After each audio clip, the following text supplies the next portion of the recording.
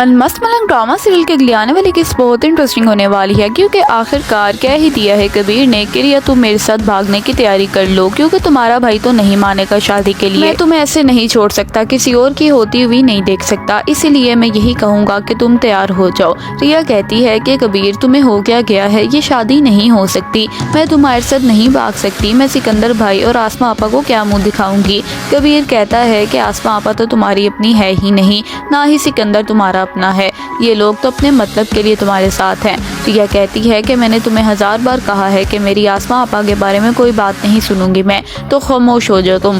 جو انہوں نے کیا، آنے میں کیا یا انجانے میں کیا، میں سب کچھ بھول چکی ہوں، اور تمہیں کوئی حق نہیں پہنچتا کہ تم میرے گھر والوں کو برا بھلا کہو۔ کبیر کہتا ہے تو پھر بتاؤ میں کیا کروں۔ پھر ریا کہتی ہے کہ کبیر میری بات سنو، ایسا کرتے ہیں تم ایک بار آ کے سکندر بھائی سے میرا رشتہ مانگو۔ کبیر کہتا ہے کہ میری ماں بینا کو اتنا ذلیل کر کے تم لوگوں نے نکالا تھا، میں کس منہ سے آ جاؤں دوبارہ تمہارا رشتہ مانگنے۔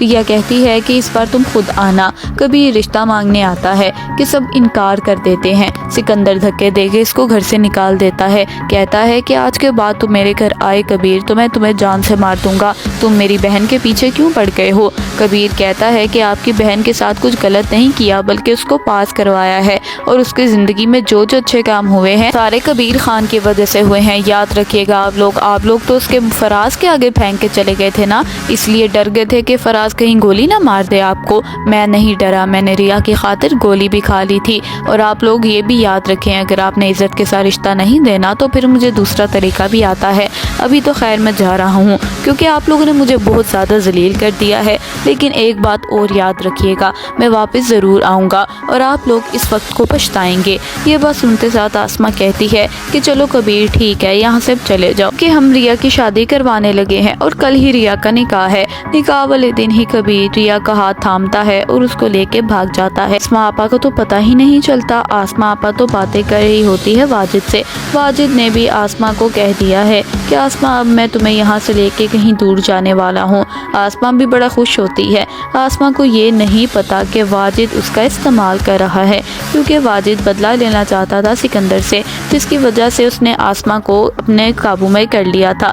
آسماں کو محبت کا لالچ دیا اور کہا کہ وہ آسماں سے بہت محبت کرتا ہے، اور آسماں بیچاری واقعی ہی اس کی جھوٹی محبت کو سچی محبت مان بیٹھی اور کہنے لگی کہ ٹھیک ہے واجد، میں بھی تم سے بہت پیار کرتی ہوں۔ واجد آسماں کو لے کے دور چلا جاتا ہے۔ واجد کہتا ہے کہ کل تک تم تیار رہنا، تم اور میں یہاں سے دور چلے جائیں گے، کیونکہ واجد نے صرف یہی کرنا ہے کہ آسماں کو گھر سے بھگا دینا ہے تاکہ سکندر کو وہ ذلیل کر سکے۔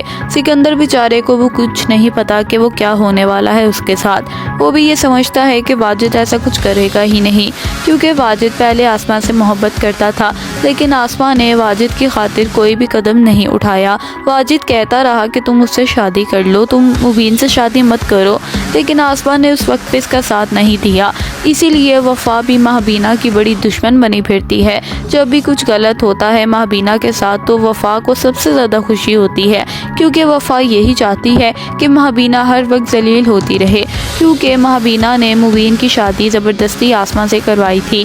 اسی لیے وفا بہت زیادہ غصے میں رہتی ہے، اور مہبینا کے ساتھ کچھ غلط ہوتا ہے یا پھر کبیر کو جب جیل ہوئی تھی تب بھی سب سے زیادہ خوش وفا ہی ہوئی تھی، کیونکہ وفا یہی چاہتی ہے کہ مہبینا نے جو اس کے ساتھ کیا ہے سب کا بدلہ آرام سکون سے لے سکے، اور وہ یہی کر رہی ہے۔ اور مبین سے بھی محبت نہیں کرتی وفا، کیونکہ مبین بھی اس کو پہلے منہ نہیں لگاتا تھا، آسماں کی محبت میں پاگل ہوا پھرتا تھا۔ لیکن پھر آگے کیا ہوا جاننے کے لیے چینل کو سبسکرائب کر دیں۔ اللہ حافظ۔